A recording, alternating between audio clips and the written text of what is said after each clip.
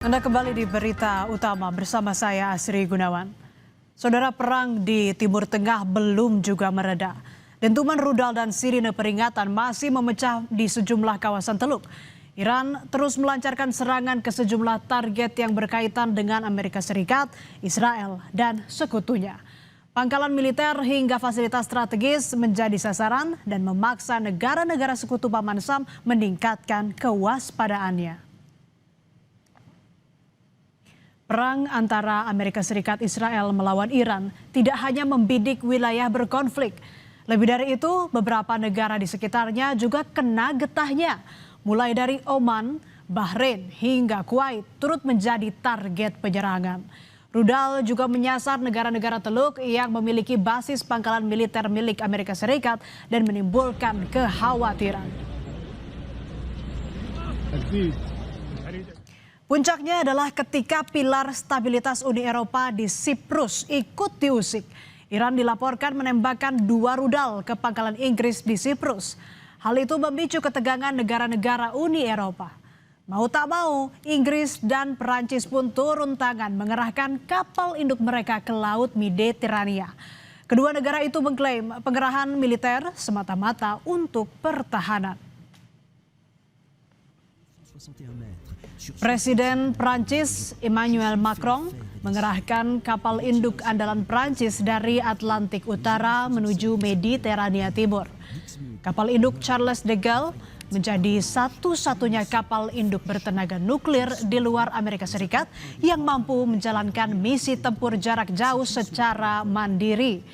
Kapal berbobot 38.000 ton ini mampu menampung 40 jet tempur Rafale M, pesawat radar E-2C Hawkeye, dan sejumlah helikopter seperti Dauphin, Caracal, dan HN-90.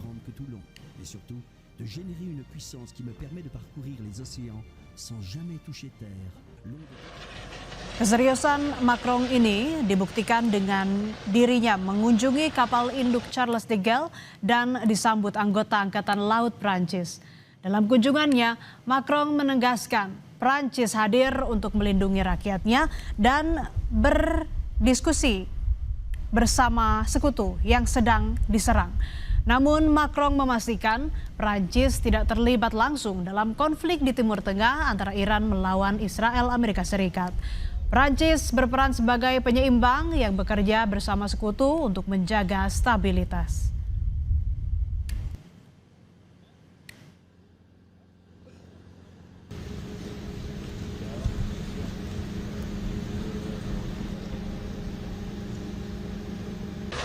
Et l'objectif, ce serait, quand il y a une baisse de ces conflits, de manière totalement pacifique, de pouvoir escorter des tankers, des porte-conteneurs et de rouvrir la route du gaz et du pétrole en sortie d'Ormuz pour aller alimenter les marchés mondiaux, et puis la route aussi des porte-conteneurs pour alimenter beaucoup de pays de la région qui aujourd'hui sont en train de manquer de certaines denrées ou de certains éléments. Tidak hanya kapal induk Prancis, Inggris juga mengirim kapal perang HMS Dragon menuju Laut Mediterania Timur pada Selasa lalu. Langkah ini diambil setelah pangkalan udara Inggris di Siprus diserang oleh drone pasca serangan yang dilancarkan Amerika Serikat dan Israel terhadap Iran. HMS Dragon adalah kapal perusak pertahanan udara tipe 45 yang dilengkapi sistem rudal Sea Viper dan radar canggih yang dirancang untuk melacak dan menetralkan ancaman udara. And that's why I committed further resources to the region last week, including 4 extra Typhoons, 3 Wildcat helicopters, a Merlin helicopter and HMS Dragon. And I can confirm today that Dragon will set sail in the next couple of days. And I want to personally thank all those who are working tirelessly, some 22 hours a day, to get that ship ready. HMS Dragon will join US air defense destroyers to provide additional protection in the eastern Mediterranean. Sementara itu, saudara, Australia berencana mengirimkan rudal udara jarak menengah dan mengerahkan pesawat pengintai E-7A Wedgetail ke Uni Emirat Arab. Menurut rencana, pesawat ini akan beroperasi untuk periode awal selama 4 minggu. Negeri kanguru itu hendak membantu pertahanan negara-negara Teluk dari serangan Iran yang menyasar aset-aset Amerika Serikat dan Israel di kawasan. Australia juga ingin melindungi 115.000 warganya yang berada di kawasan itu. My government has been clear that we're not taking offensive action against Iran, and we've been clear that we are not deploying Australian troops on the ground in Iran. We continue to work on contingencies to keep Australians safe and to help travellers leave the Middle East. We've already sent DFAT personnel to the region as part of crisis response teams. They're on the ground providing consular support.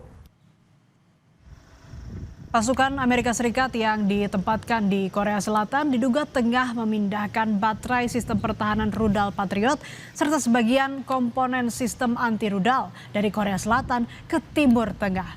Pemindahan aset militer muncul di tengah laporan bahwa rudal pencegat milik Amerika Serikat mulai menurun setelah Iran membalas dengan meluncurkan banyak rudal dan drone.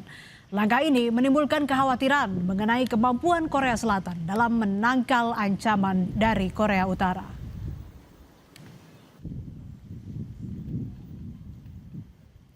Sementara itu, Korea Utara tengah intens menggelar latihan peluncuran rudal. Pemimpin Korea Utara Kim Jong-un dan putrinya menyaksikan uji coba rudal jelajah strategis yang diluncurkan dari kapal perusak laut Choyeon yang berusia 1 tahun. Peluncuran roket ini diduga menjadi respons Korea Utara terhadap latihan militer bersama Amerika Serikat, Korea Selatan. Korut juga mendukung Mojtaba Khamenei sebagai pemimpin tertinggi baru Iran dan mengancam atau mengecam serangan Amerika Serikat Israel terhadap Iran. Perang Amerika Serikat dan Israel dengan Iran bukan tanpa konsekuensi. Biaya yang dikeluarkan sangatlah mahal. Misalnya saja, dalam sepekan pertama serangan Amerika Serikat ke Iran, biaya operasi militer mereka melonjak hingga menelan biaya 101 triliun rupiah. Sementara pajak yang ditanggung Amerika Serikat dari biaya perang diperkirakan mencapai 15 triliun rupiah per hari. Biaya ini mencakup operasional 2 kelompok kapal induk serta pengerahan pesawat pengebom siluman B-2 Spirit yang menelan biaya terbang hingga 150.000 dolar Amerika Serikat per jam.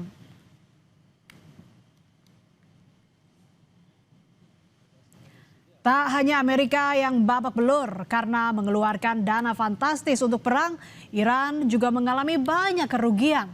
Sejak serangan pertama gabungan Amerika Serikat Israel, infrastruktur energi, pangkalan militer, serta ratusan bangunan rumah hancur hingga memaksa warga sipil mengungsi. Banyak nyawa juga melayang, diperkirakan lebih dari 1.000 jiwa tewas dalam serangan Amerika Serikat Israel.